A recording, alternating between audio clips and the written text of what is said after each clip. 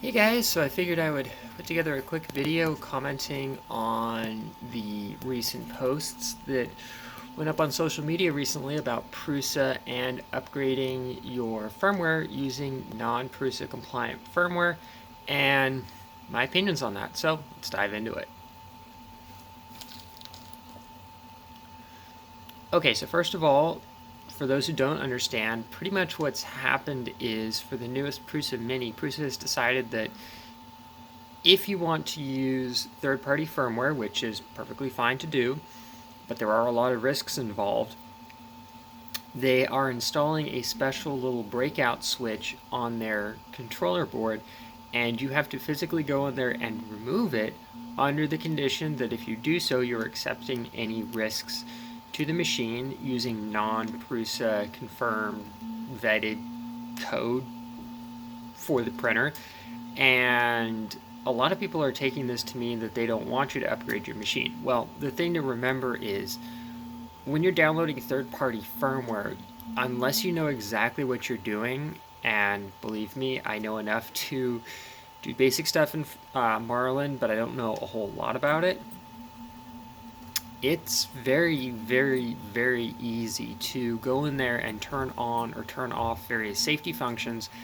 And I am not saying that you should ever do this, but I have seen posts from people who will literally take and get sick and tired of min temp errors or thermal runaway errors because of issues with what they're doing on their printer, and they will literally go into the G code, into the machine's firmware, and disable those safety functions because they don't like them. They feel that they are irritating and annoying, and da da da da.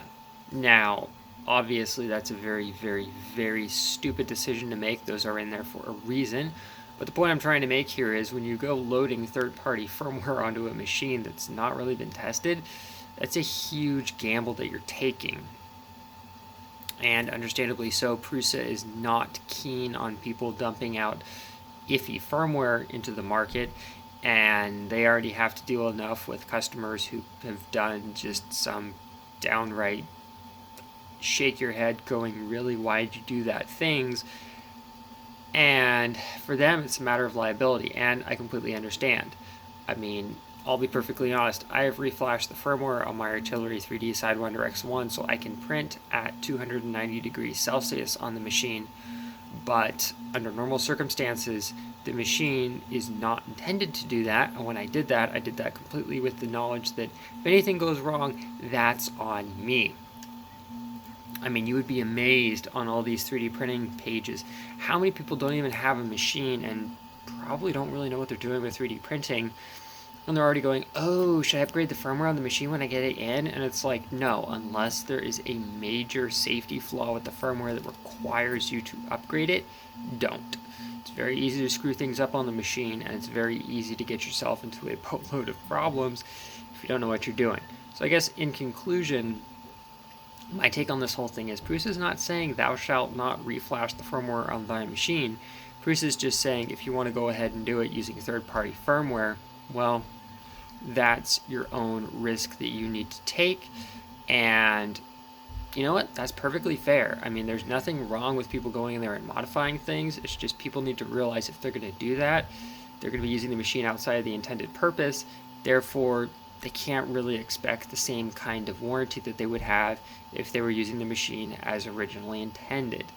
Now, that's all I'm going to say about it because I don't want to create a bunch of hearsay and make claims that are not true. But sound off in the comments below on what you guys think of this. Personally, I don't have a problem with it. I think it's a smart move. I think it's a safe move, especially considering this machine is being intended for the mass market. They're trying to get into the budget market, which means you're going to get a lot more people trying to buy a machine.